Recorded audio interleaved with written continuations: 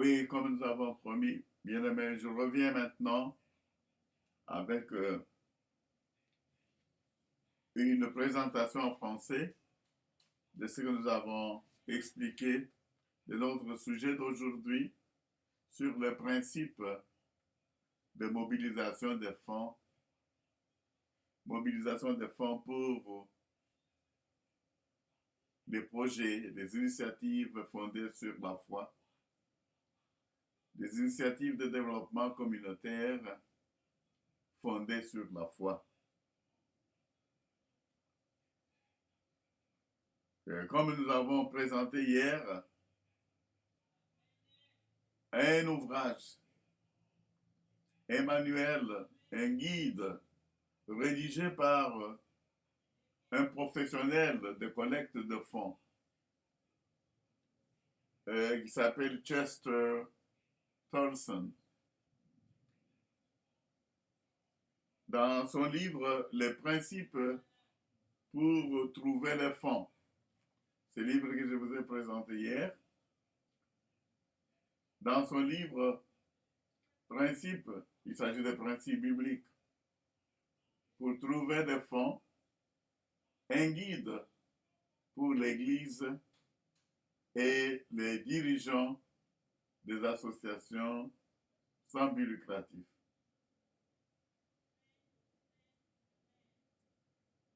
Dans ce livre, parce que nous faisons une étude basée sur des ouvrages qui ont été lus, qui ont été présentés, qui sont approuvés par la communauté philanthropique, approuvés par les indépendants. Ce sont des écrits qui nous servent à faire cette classe, cette étude sur les principes bibliques pour la mobilisation des fonds qui vont nous servir à investir dans les projets de développement communautaire basés sur la foi. Donc la dernière fois, lorsque nous étions en Afrique, à Kinshasa précisément, nous avons parlé de la foi, la pauvreté et l'action. Nous avons reçu beaucoup de demandes. Nous avons reçu beaucoup de sujets ou des titres ou des idées de projets que les participants à nos séminaires et nos ateliers ont proposés. Et la grande question que nous avons reçue et que nous débattons toujours est comment pouvons-nous investir dans les projets si nous n'avons pas de fonds? Où trouver les fonds à investir dans les projets de développement? Alors, dans notre étude aujourd'hui, dans cette introduction de notre étude, parce que les principes de fundraising, nous allons les trouver, ils sont nombreux, nous allons les étudier, nous allons essayer de les appliquer. Il s'agit d'une étude purement pratique et non pas théorique. C'est pour cela que nous allons analyser simplement certains écrits et passer à l'action. Nous voulons agir. Nous bénissons le Seigneur pour ceux qui nous ont envoyé déjà leurs recommandations, comme le professeur pasteur Jeannot de la Côte d'Ivoire, d'Abidjan, et d'autres encore qui ont dit, en tout cas, nous voulons vraiment sortir un peu de de symposiums, de conférences traditionnelles, nous voulons être pratiques avec ce que nous faisons parce que nous avons eu beaucoup de théories que nous n'avons pas mises en pratique. Donc, nous avons la théorie, nous avons des principes. Mais ici, nous allons parler des guides. Donc, ça, ce que je vous ai présenté comme c'est écrit, c'est un guide. Un guide pour l'Église et les dirigeants et les leaders.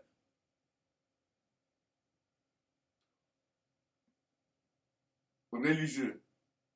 Parce qu'il s'agit de faire des initiatives de développement basées sur la foi.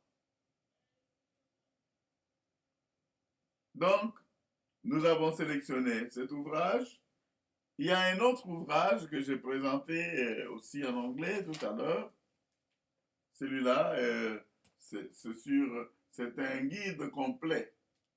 Le guide complet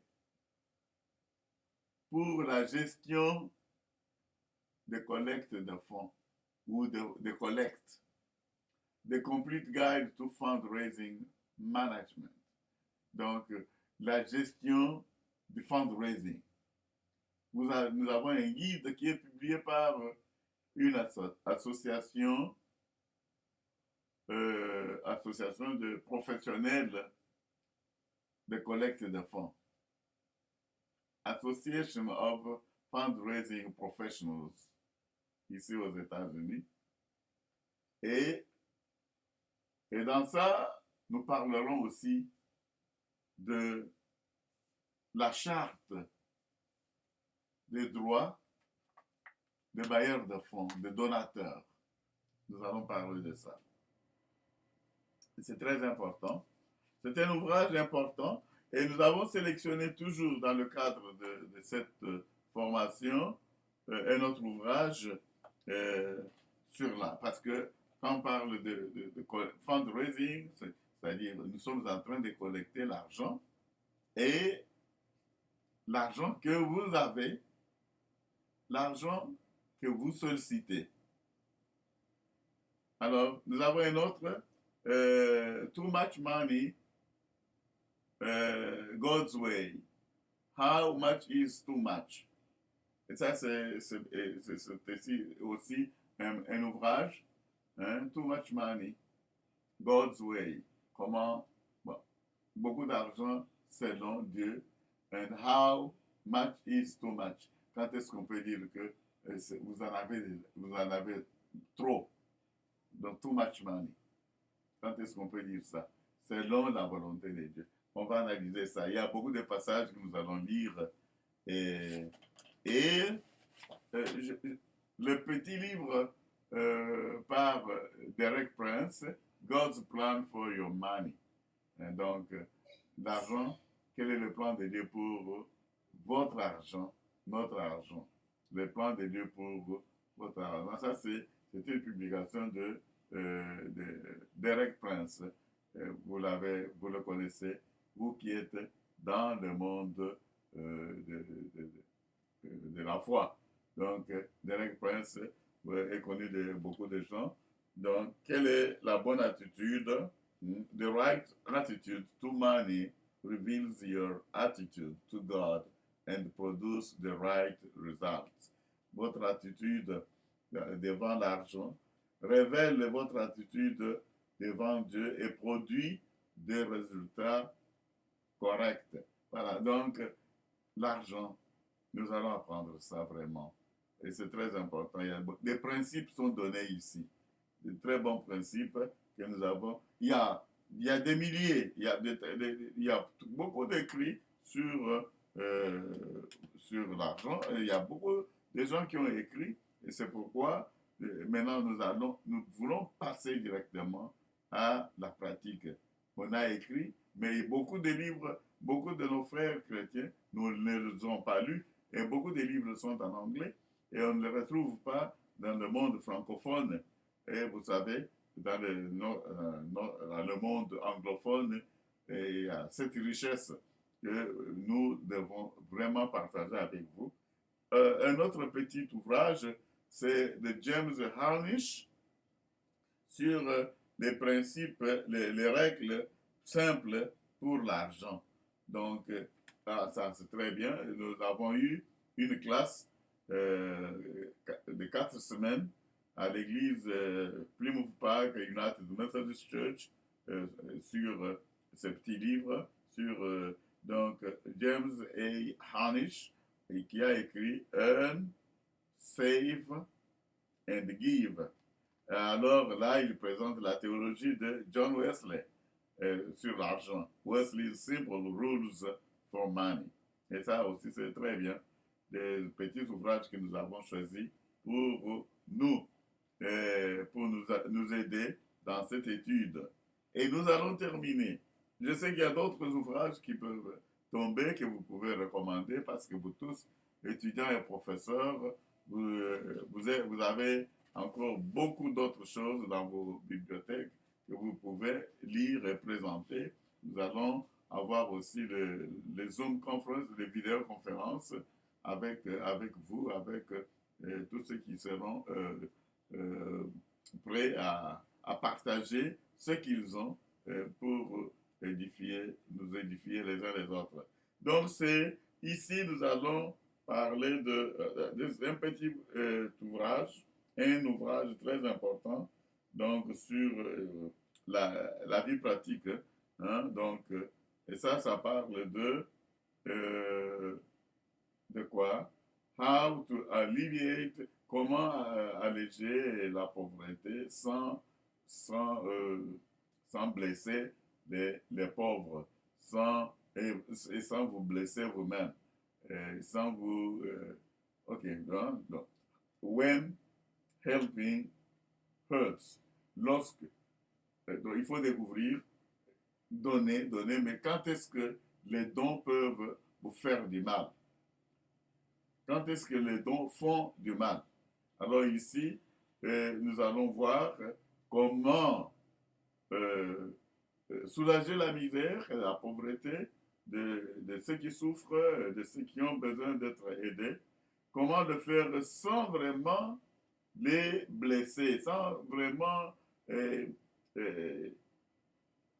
disons, c'est ça, sans vraiment aller au-delà de ce que nous devons faire pour le développement.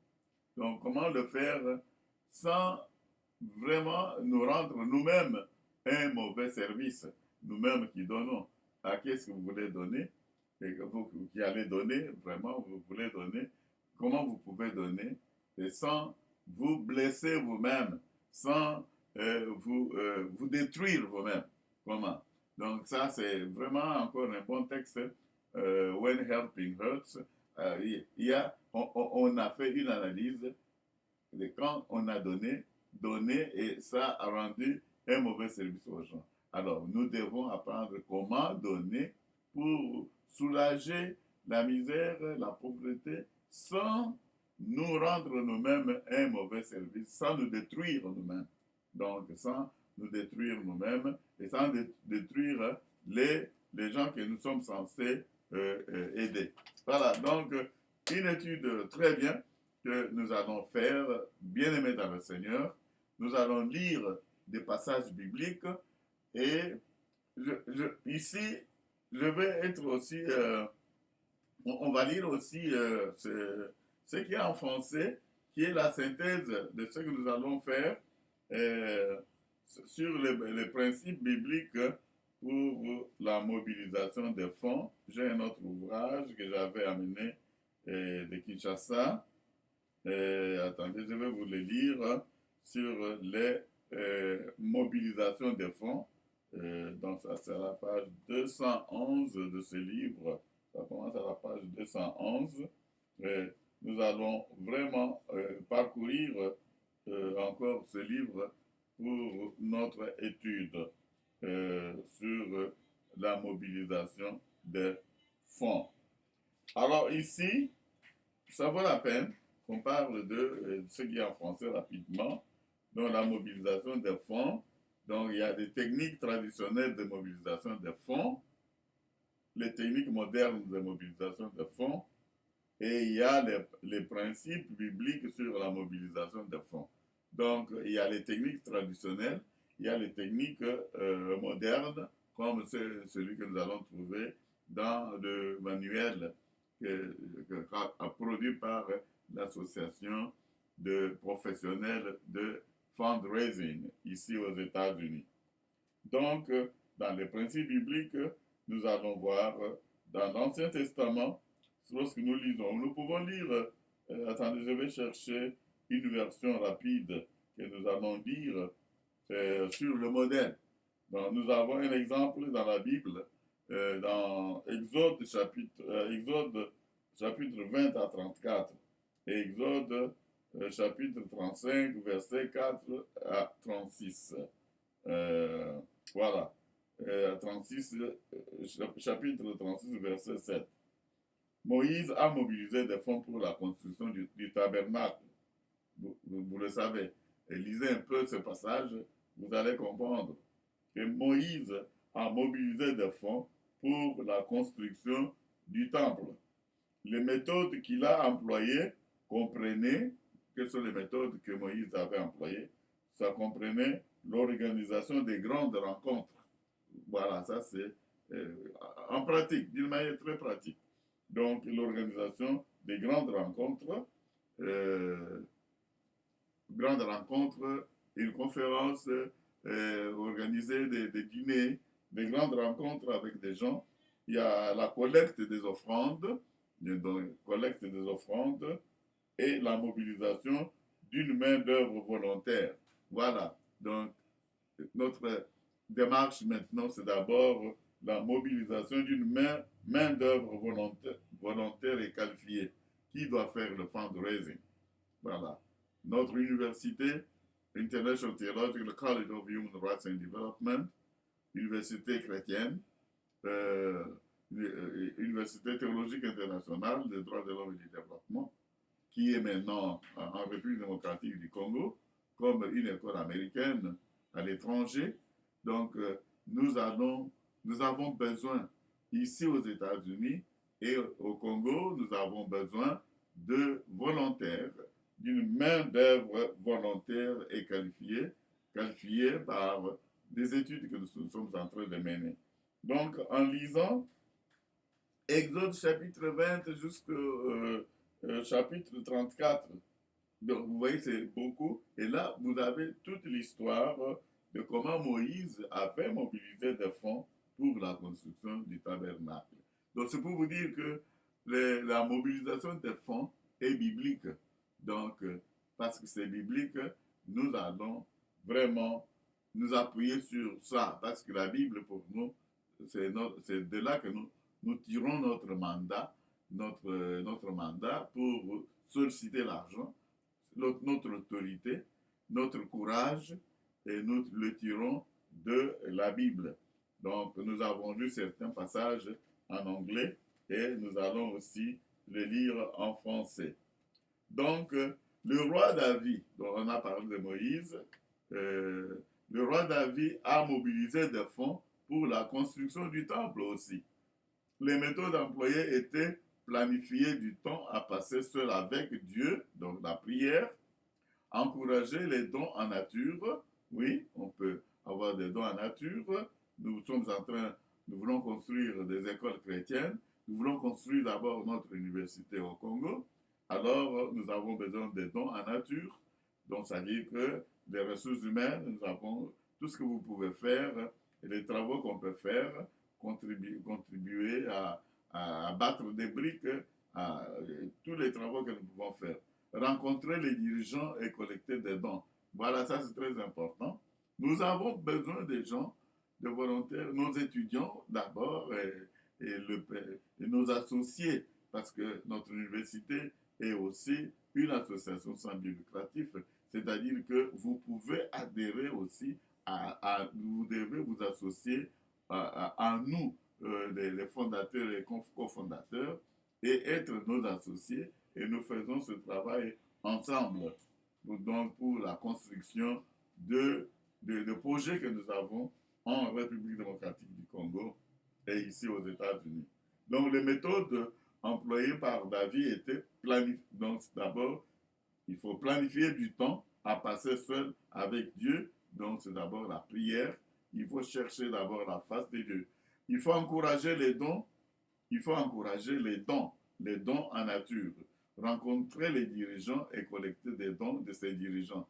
Rencontrer les dirigeants et collecter les dons de ces dirigeants et des chefs de famille. Et c'est ça que vous allez trouver, nous allons lire dans 1 Chronique chapitre 28, verset 12 et verset 19. Et nous allons lire aussi ça dans 1 Chronique chapitre 29, verset 2 à 9. Ce sont des passages que nous devons lire dans cette étude. Commencez à les lire et nous allons vraiment... Donc, ça c'est la base, la référence pour nous. Parce que nos méthodes, tout ce que nous allons parler, tout ce dont nous allons parler ici, va être puisé de la parole de Dieu. Donc, de modèles, nous avons Néhémie. Néhémie a mobilisé des ressources pour les rénovations et la reconstruction du mur de Jérusalem. Voilà, et ça c'est très important. Devenons des Néhémie. Soyons comme des Néhémie et mobilisons les ressources pour les rénovations et la reconstruction du mur de Jérusalem, de notre Jérusalem, nous qui sommes aux États-Unis. Ce sont tous les coins. Partout où nous trouvons des gens qui sont dans le besoin. Donc nous devons reconstruire les murs de Kinshasa, les murs de Kinshasa, les routes de Kinshasa, Kinshasa avec tout ce que, tous les tableaux, tous les constats que nous avons palpé nous-mêmes, nous avons marché sur les rues de Kinshasa, nous avons bu les lots de forage, nous étions partout, nous avons vu, et tout ça. Et si les forages, l'eau qui vient, cette eau qui vient des forages, c'est l'eau créée par Dieu, c'est l'eau que Dieu a mise à notre disposition. Si les forages sont une nouvelle technologie pour nous permettre de donner de l'eau au peuple de Dieu, pourquoi ne pas encore? Il faut vraiment, il faut améliorer les conditions, les techniques euh, de soustraction ou de ce fondage, de ce forage, je voulais dire. Comment nous pouvons avoir une eau saine pour nos populations. Nous encourageons le forage, le projet forage, c'est un grand projet. Et nous aussi, là où nous sommes en train de construire dans notre site, nous allons aussi avoir des forages. Nous n'allons pas seulement attendre que le gouvernement, que la régie des eaux au Congo amène de l'eau là-bas, mais nous devons commencer d'abord. Nous devons chercher à purifier l'eau que nous allons faire. Donc, le projet de forage est un projet qui a besoin, qui nécessite la contribution de la communauté chrétienne. Ici, nous ne parlons pas de ça. Dieu nous a bénis, Dieu a béni le peuple par le travail. Et nous devons travailler. La bénédiction de Dieu vient dans le travail que nous allons faire. Alors, nous devons songer à construire beaucoup d'autres forages pour résoudre ce problème parce que l'eau, nous n'allons pas la chercher ailleurs, elle est sous le sol. Et là où vous habitez, il y a de l'eau sous le sol et il faut chercher à avoir de l'eau pure, vraiment purifiée, l'eau pure purifiée et protéger l'environnement de ce forage. Donc, ces méthodes comprenaient la prière personnelle. Donc, pour Néhémie, nous avons dit, Néhémie a mobilisé les ressources pour les rénovations et la reconstruction du mur de Jérusalem. Ces méthodes comprenaient la prière personnelle, l'appel à un principal donateur. Donc, faire un appel à un principal donateur. Donc, une demande d'aide au gouvernement. Vous savez que Néhémie avait sollicité l'aide du gouvernement. Une planification par le comité exécutif. L'université a un comité exécutif. Votre organisation a un comité exécutif, un conseil d'administration avec un comité exécutif. Donc, le comité exécutif ou le board of directors, comme nous l'appelons ici, le conseil d'administration, qui avec son conseil exécutif, sa mission, c'est la planification de projets, la planification de la collecte de fonds. Donc, nous allons voir toutes ces techniques-là, voilà, d'une manière rapide. Donc, ces méthodes comprenaient la prière personnelle, nous devons beaucoup prier, l'appel à un principal donateur, qui est notre principal donateur, qui sont nos principaux donateurs. Donc, regardez, qui peut être. Donc, nous allons voir pourquoi les gens donnent et qu'est-ce qui les font donner, qu'est-ce qui les pousse à donner. Qui peut être un principal donateur? S'agit-il d'un individu? Faut-il seulement aller auprès d'un individu pour chercher de l'argent? Non, il faut étudier, planifier, créer des relations avec beaucoup de bailleurs de fonds et présenter notre cause. Notre cause, nous, de l'Université théologique internationale des droits de l'homme et du développement, c'est d'abord de faire rayonner des pratiques américaines qui ont fait preuve dans le domaine de la lutte contre la pauvreté.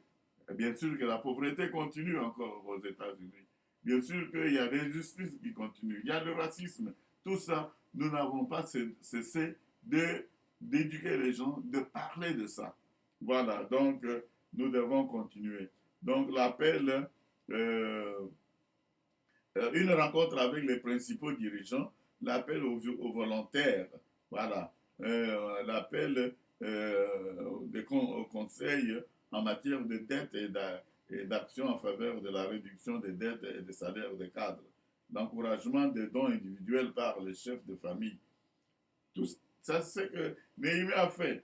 Donc, les dons faits par les chefs et par le public. Où est-ce que vous allez trouver ça?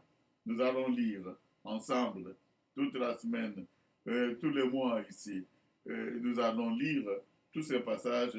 Prenez Néhémie chapitre 1er, versets 4 à 11. Néhémie chapitre 1er, versets 4 à 11. Néhémie chapitre 2, versets 1 à 18. Néhémie chapitre 2, versets 1 à 18. Et prenez Néhémie chapitre 3, Néhémie chapitre 3, versets 1 à 5 et le verset 18. Néhémie chapitre 7, verset 20 à verset 70 à 72. Et Néhémie chapitre 10, verset 37 à 39. Néhémie, Néhémie, Néhémie. Lisons le livre du prophète Néhémie. De Néhémie, dont lisons, c'est très très important. Le travail que Néhémie a fait, c'est un travail, c'était un gouverneur. Néhémie a fait un grand travail et il a écrit sous l'impulsion, sous l'onction du Saint-Esprit. Donc, relisez Néhémie, chapitre 1er, verset 4 à 11, Néhémie, chapitre 2, verset 1 à 18, Néhémie, chapitre 3, verset 1 à 5, verset 18, Néhémie, chapitre 7, verset 70 à 72, Néhémie, chapitre 10, verset 37 à 39, pour puiser la matière que nous allons partager ensemble, les principes bibliques. Vous savez, le roi Ézéchias a institué un programme de financement annuel pour la réalisation des projets. Le roi Ézéchias a institué un programme de financement annuel pour la réalisation des projets. Sa méthode consistait à demander au peuple de faire des dons individuels et à faire des annonces afin d'encourager les dons et créer un service de développement. Lisez deuxième chronique, 2 Chroniques chapitre 31, versets 1 à 21. Lisez ça, bien-aimés. Donc, 2 Chroniques chapitre 31, versets 1 à 21. Élie, le prophète Élie, devait alimenter régulièrement le fonds général afin de maintenir son ministère en vie. Élie devait alimenter régulièrement le fonds général afin de maintenir son ministère en vie. Il a utilisé 3 méthodes. Il s'est appuyé sur la providence miraculeuse de Dieu. Il s'est appuyé sur la providence miraculeuse de Dieu. Il a demandé des dons aux donateurs et a enseigné sur l'intendance. Alléluia. Regardez, un roi, lisez dans un roi, chapitre 17, versets 1 à 16. Un roi, chapitre 17, versets 1 à 16. Alléluia. Agé avait des besoins liés au ministère et à la construction. Il a enseigné sur l'intendance. Lisez Agé, chapitre 1er, versets 1 à 14. Donc Agé avait des besoins liés au ministère et à la reconstruction. Il a enseigné sur l'intendance. Lisez Agé, chapitre 1er, versets 1 à 14. Jésus-Christ, notre grand maître, notre Dieu, le Dieu véritable, avait un fonds général. Il le maintenait à travers ses relations personnelles dans le ministère et en multipliant les ressources disponibles. Lisez Luc chapitre 8, versets 2 à 3, Matthieu chapitre 14, versets 17 à 21. Jésus-Christ avait un fonds général. Il le maintenait à travers ses relations personnelles dans le ministère et en multipliant les ressources disponibles. Il multiplie les ressources disponibles. Apprenons à multiplier nos ressources parce que nous devons gagner, nous devons épargner et nous devons alors donner. Donc, nous devons multiplier les ressources disponibles. Lisez Luc chapitre 8, versets 2 à 3. Lisez Matthieu chapitre 14, versets 17 à 21. Les apôtres du Seigneur avaient besoin de fonds pour leur ministère bénévole. Ils avaient mis en place des organisations et des comités et encouragé les dons individuels. Lisez Actes chapitre 4, verset 32 jusqu'au chapitre 5, verset 11. Actes chapitre 4, verset 32 jusqu'au chapitre 5, verset 11. Les apôtres du Seigneur avaient besoin de fonds pour leur ministère bénévole. Ils avaient mis en place des organisations et des comités et ils encourageaient les dons individuels. Paul a mobilisé des fonds pour les ministères sociaux. Il envoyait des lettres à des grands groupes. Il enseignait sur l'intendance et utilisait des représentants sur le terrain. Et ça, c'est encore biblique, bien aimé dans le Seigneur. Donc, lisez ça dans 1 Corinthiens, chapitre 16, versets 1 à 3. 2 Corinthiens, chapitre 8, versets 1 à 24. Chapitre 8, verset 1 à 24. Regardez bien aimé. Paul a mobilisé des fonds pour les ministères sociaux. Il a envoyé des lettres à des grands groupes. Il enseignait sur l'intendance et il utilisait des représentants sur le terrain. 1 Corinthiens, chapitre 16, versets 1 à 3. 2 Corinthiens, chapitre 8, versets 1 à 24. Alléluia. Donc, la variété de ces stratégies employées pour obtenir des financements afin de satisfaire certains besoins montre qu'il existe plusieurs approches légitimes de mobilisation de fonds. Nous sommes libres d'avoir recours à certaines des stratégies contemporaines employées dans notre monde pourvu qu'elles soient compatibles avec les Écritures. Alléluia. Voilà, ça c'est l'introduction nous parlerons des questions éthiques relatives à la mobilisation des fonds. Et ça, c'est très important. Et ici, je disais que je tire ces informations très bien écrites dans cet ouvrage qui nous a coûté un peu cher. Je crois que c'est 30 $. Et je sais que c'est beaucoup d'argent pour nos amis d'Afrique pour dépenser 30 $ pour un livre Éthique chrétienne africaine que nous avons acheté à la maison Cédie, la maison protestante de la Bible, donc à Kinshasa, Gombe. Vous pouvez encore avoir ça, peut-être, mais moi je l'avais eu.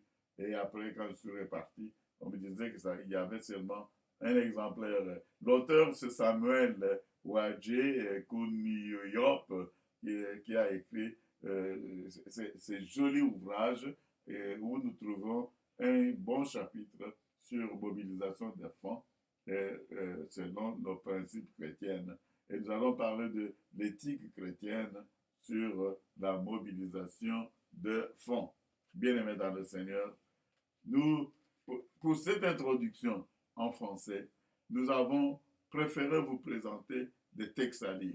Lisez ce texte, méditez ce texte, suivons les modèles que nous venons de trouver dans ces écrits. Nous avons dit, nous faisons vraiment une analyse des textes qui existent et nous voulons passer directement à l'action. Nous avons beaucoup de projets.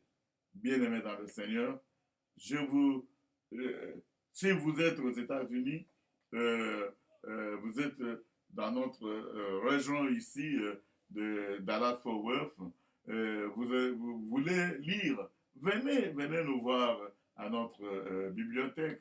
Appelez-nous au numéro 817 770 26 35 et où vous pouvez nous envoyer, vous pouvez nous visiter aussi sur notre Facebook, John Pile Mukendi.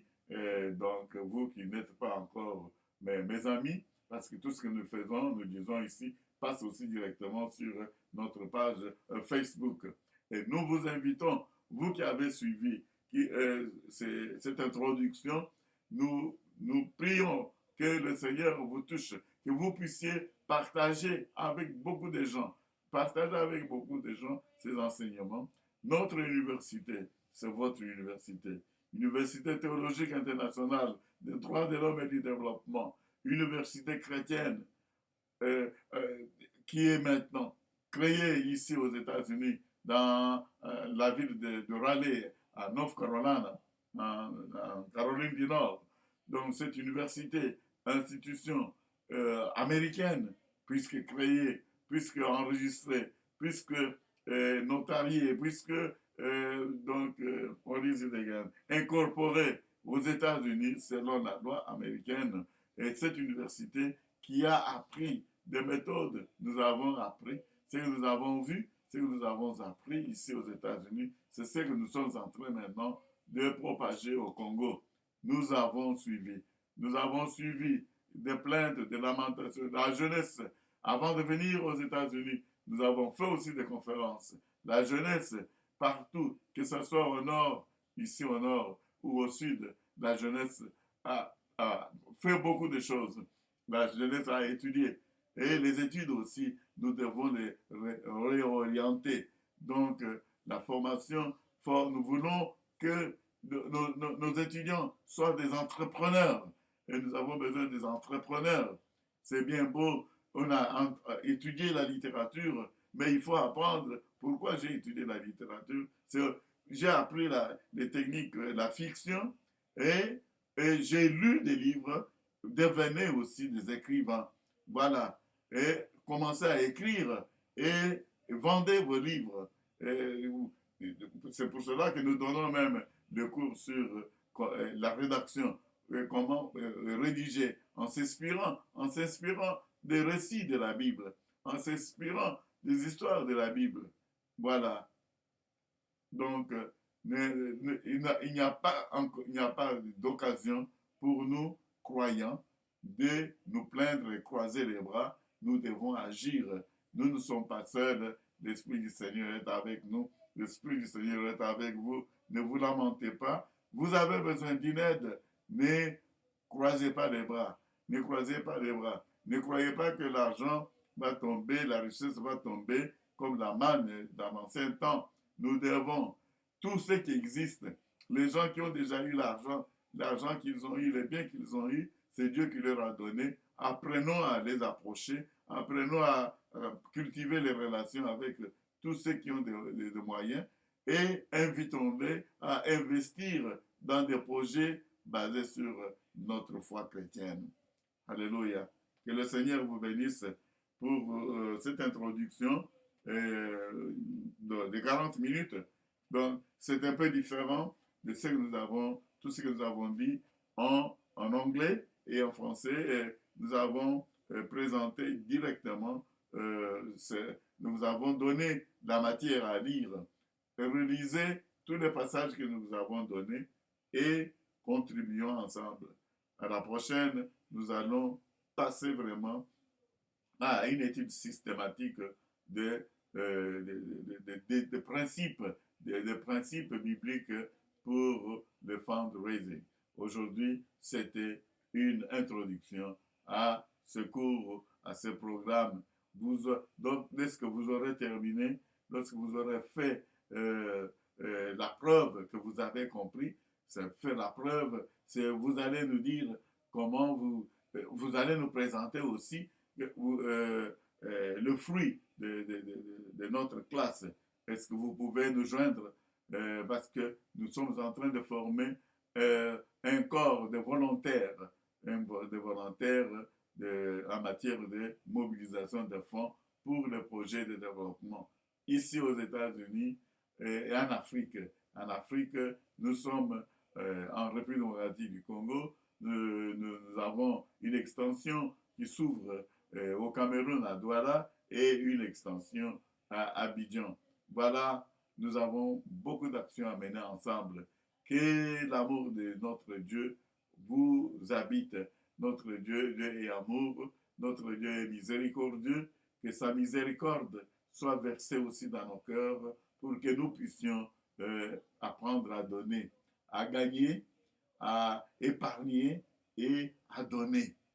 Nous devons gagner. Nous devons gagner. Alors, pour gagner, nous devons travailler. Et pour travailler, nous avons des initiatives. Si vous n'avez pas, nous prions que dans la collecte des fonds, nous ayons aussi des gens qui sont animés, les gens que le Saint-Esprit va toucher, afin qu'ils puissent donner, qu'ils donnent, qu'ils sachent que ça ne sert à rien d'amasser beaucoup de biens si nous ne pensons pas aux autres. Nous allons parler, je sais que les principes pour la collecte de fonds sont tels qu'ils sont et beaucoup de gens, là, nous devons apprendre à demander parce que si nous ne demandons pas, nous n'allons pas recevoir. Et pour demander, nous devons d'abord savoir à qui nous allons demander. Donc, connaître. Alors, nous allons parler de tous ces principes dans notre prochaine présentation. Que le Seigneur vous bénisse. Amen.